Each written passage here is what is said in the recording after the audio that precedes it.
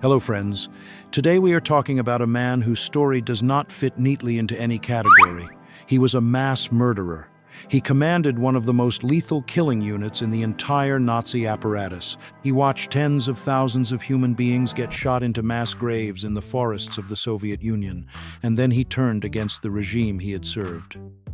He joined the plot to kill Adolf Hitler. He risked everything, and in the end he was caught, tortured, and hanged by the same system he had helped build. His name was Artur Nebe, and his story is one of the most complicated, most disturbing, and most fascinating stories of the entire Nazi era, because it forces us to ask a question that has no comfortable answer. Can a mass murderer also be a hero of the resistance? Can a man who commanded genocide also be called a man of conscience? There is no easy answer, but the question itself tells us something important about how evil systems work and what they do to the people inside them. Artur Nebe was born on November 13, 1894 in Berlin. He was a city boy, not from a military family and not from a provincial background. He studied law briefly before the First World War interrupted everything. He served as an infantry officer, was wounded, and came home in 1918 to a defeated and humiliated Germany. Like millions of other veterans, he struggled to find his place in the chaos of the Weimar Republic. He drifted into police work. He joined the Criminal Investigation Division of the Berlin Police and discovered that he was genuinely good at it. He had an analytical mind. He was methodical. He understood how criminals thought. He rose steadily through the ranks of the German criminal police throughout the 1920s and early 1930s, building a reputation as one of the most capable detectives in the country. And then Hitler came to power in 1933, and Nebe made a choice. He joined the Nazi Party. He joined the SS. He aligned himself with the new regime. Now, historians have debated for decades whether Nebe was a true believer or an opportunist, whether he genuinely believed in National Socialism, or whether he simply saw which way the wind was blowing and made the calculation that joining was better than resisting. The honest answer is that we do not know for certain.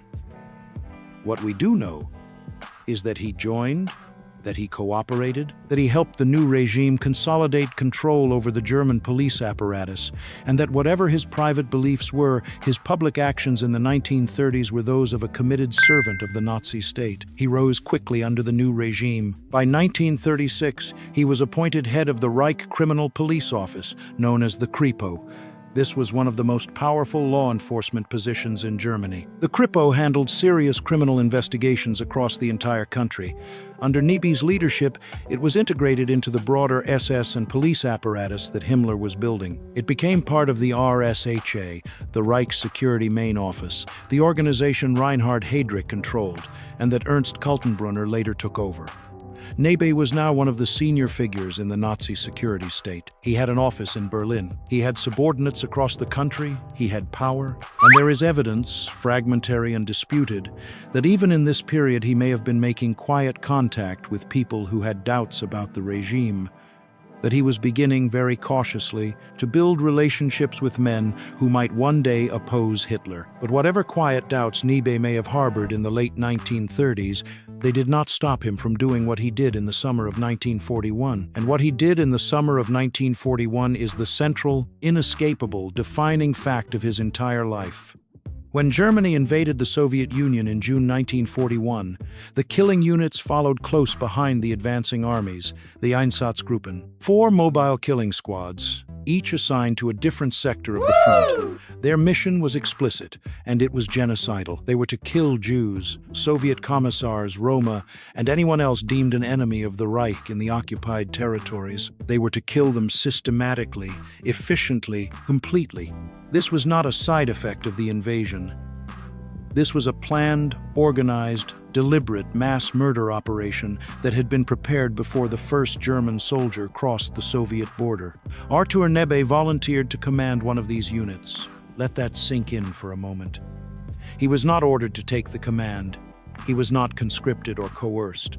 He asked for it. He was given command of Einsatzgruppe B, which operated in the central sector of the Eastern Front in the territories of Belarus and Western Russia. And over the following months, Einsatzgruppe B murdered approximately 4,500 human beings, men, women, and children, shot in forests and ravines and on the edges of mass graves that the victims were sometimes forced to dig themselves. The killings were not quick or clean in the way the cold bureaucratic language of the SS reports might suggest.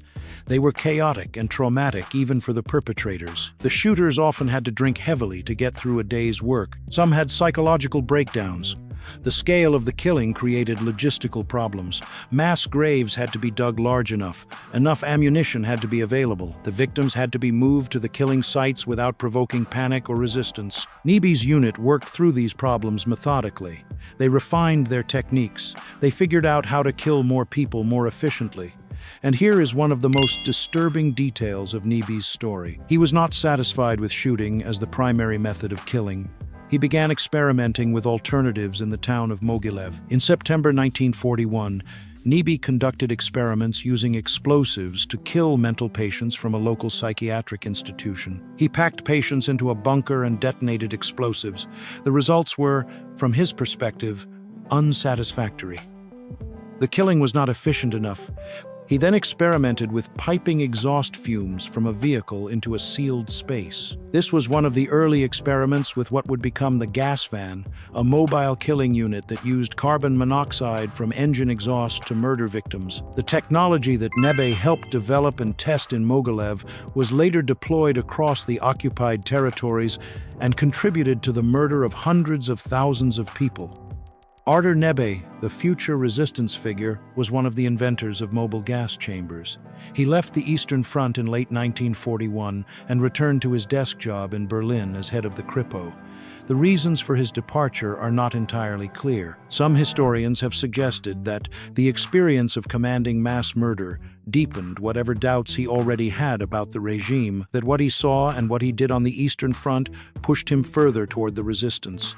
Others are more skeptical. They point out that senior SS officers rotated through field commands regularly, and that his departure may have had nothing to do with moral crisis at all. What is clear is that after returning to Berlin, Nebe began moving more deliberately toward the resistance network that was slowly forming around certain military and civilian figures who wanted to remove Hitler. This network would eventually coalesce into the July 20th plot of 1944, the most serious attempt on Hitler's life of the entire war. Nebe made contact with key figures in this network. He shared intelligence. He provided information about SS and police operations that was useful to the conspirators. He was not at the center of the plot. He was not one of the men who designed and executed the assassination attempt itself. But he was connected. He was known to the conspirators, and he had committed himself, at least in his own mind, to the goal of removing Hitler. On July 20th, 1944, Colonel Claus von Stauffenberg placed a briefcase bomb under a table in Hitler's conference room at the Wolf's Lair in East Prussia. The bomb exploded. Hitler survived. The thick oak table leg had partially shielded him from the blast. 4 people in the room died. Hitler walked away with a perforated eardrum and some superficial injuries. And within hours, the Nazi regime was hunting down everyone connected to the conspiracy. The immediate leaders of the plot were arrested and executed within days. Von Stauffenberg was shot in the courtyard of the Bendler block in Berlin on the night of July 20th itself. Others were arrested and put through the People's Court, where the judge Roland Freisler screamed at them and humiliated them before sentencing them to death. They were hanged with piano wire from meat hooks at Plötzensee prison, their deaths filmed for Hitler to watch. Nebe fled. He had been identified as connected to the conspiracy, and he knew what was coming if he was caught. He went underground. He had contacts, resources, and knowledge of the police apparatus that he could use to stay hidden. For months, he managed to evade capture. He moved between safe houses. He changed his identity. He used every skill he had developed over a career in criminal investigation to stay one step ahead of the men hunting him. But the Gestapo was thorough, and it was relentless. In January 1945, Nebe was betrayed.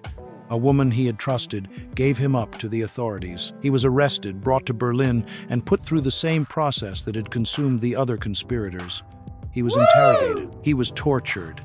He was brought before the People's Court. And on March 21st, 1945, less than 7 weeks before Germany's final surrender, Artur Nebe was hanged at Plötzensee prison. He was 50 years old. The regime he had served for 12 years and then tried to destroy killed him 6 weeks before it destroyed itself. Now here is the question that Nebe's story forces us to confront. How do we remember him? How do we categorize him? In post-war Germany, and in some historical accounts, Nebe has sometimes been presented as a resistance figure, as a man who ultimately chose conscience over complicity, as someone who risked and ultimately gave his life to oppose Hitler, and there is something real in that. He did join the conspiracy. He did take genuine risks. He did die at the hands of the Nazi regime. Those facts are true, but they exist alongside other facts that cannot be erased or minimized. He volunteered to command a unit that murdered 4,5,000 people. He personally oversaw massacres. He conducted experiments that contributed to the development of mobile gas chambers. He spent years as a senior figure in the Nazi security apparatus, helping it function and helping it extend its reach. The people he murdered on the Eastern Front did not become less dead because he later had second thoughts about the regime. The 4,5,000 victims of Einsatzgruppe B did not benefit from his eventual turn toward resistance. Some historians have argued that Nebe's participation in the resistance was itself motivated primarily by self-interest, that by 1943 and 1944 it was becoming clear that Germany was going to lose the war, that men like Nebe could read the situation and understood that a Nazi defeat meant accountability for what they had done. That joining the resistance was not a moral awakening, but a calculated bet on the future. That Nebe was not trying to save Germany or stop the killing. He was trying to save himself. We cannot know for certain what was in his mind. We cannot know whether his turn toward resistance came from genuine moral conviction, or from calculation, or from some combination of both. Human motivation is rarely pure. People are capable of doing terrible things and also of doing brave things. They are capable of genuine transformation and also of self-serving rationalization. Nebe may have experienced both at the same time. What we can say with confidence is this: Artur Nebe is not a hero. He is not a man whose resistance redeems his crimes. He is a man who participated deeply and voluntarily in some of the worst atrocities of the Second World War, and then, for reasons that remain partly unclear, turned against the regime he had served. His death at the hands of that regime was, in one sense, a kind of justice, a system devouring one of its own architects. But it was not the justice his victims deserved. His victims deserved a trial. They deserved acknowledgement. They deserved the world to know what was done to them and who did it. Artur Nebe was both perpetrator and resistor, both murderer and conspirator against murder, both a builder of the Nazi terror apparatus and a man who died trying to dismantle it. His story does not resolve neatly. It does not end with a lesson that is easy to state. What it does is force us to sit with the full complexity of what the Nazi regime was, and what it did to the people who served it, and the people who opposed it, and the people who, like Nebe, somehow managed to be both at the same time. Remember the 4,5,000 people murdered by Einsatzgruppe B? Remember the patients murdered in Nebe's gas experiments in Mogilev. Remember that before Nebe was a resistance figure, he was a mass murderer. Hold both of those things in your mind at once, because that is the honest way to remember Artur Nebe. An honest remembrance is the only kind that matters. The story of Artur Nebe does not give us comfort. It does not offer redemption. It offers a warning. It reminds us that evil systems are not built only by fanatics shouting at the top of their lungs. They are also built by educated men, capable men, disciplined men. Men who know exactly what they are doing and still choose to do it. And sometimes, when the system begins to collapse, some of those same men turn against it, not always because they have become innocent, not always because they have discovered morality in full. Sometimes they turn because they are horrified, sometimes because they are afraid, sometimes because they finally understand what they helped create, and sometimes because they know the end is coming. That is what makes Nebe's story so disturbing, not because it is impossible to understand, but because it is too possible to understand. A man can help build machinery of mass murder, serve it loyally, benefit from it, refine its methods, and still one day decide that the monster must be killed. But even then, the dead remain dead. No act of resistance in 1944 could undo what happened in 1941. No late turn against Hitler could erase the forests, the ravines, the execution pits, the bunker at Mogilev, or the poisoned ingenuity that helped create the gas van. That is why Artur Nebe must be remembered in full, not as a martyr, not as a secret hero hidden inside the Nazi state, and not as a man whose final choices wiped clean the blood of his earlier ones. He must be remembered as he was, a senior servant of Nazi terror, a volunteer commander of genocide, a participant in mass murder, and later also a conspirator against Hitler who died for that conspiracy. Both are true, neither cancels the other. And that is precisely why his story still matters. Because history is not only made of simple villains and simple heroes, sometimes it confronts us with men like Artur Nebe, men whose lives expose the deepest moral contamination of the world they served. When we remember him, we should not ask whether he belongs among the heroes or among the monsters, as though only one answer is possible. We should understand that he belonged first and most decisively to the machinery of atrocity. That is where the weight of his life rests. And if there is any lesson in his story, it is this: a man may one day resist the evil he once served. He may even die fighting against it. But resistance does not resurrect the murdered. It does not cleanse the pits. It does not absolve the architect. Artur Nebe died at the hands of the Reich. But the people of Belarus and Western Russia, the Jews, the Roma, the Soviet victims, and the mental patients murdered in Mogilev died because men like Artur Nebe lived, commanded, calculated, and obeyed. That is the truth that must remain at the center of the story. Not his end, not his fear, not even his conspiracy. The victims come first, the dead come first, and only after them comes the man who helped kill them, then tried too late to turn against the world he had helped make. In the end, that is the only honest conclusion. Artur Nebe was not redeemed, he was revealed. If you want more deep historical stories told with clarity, weight, and honesty, stay with us for the next one.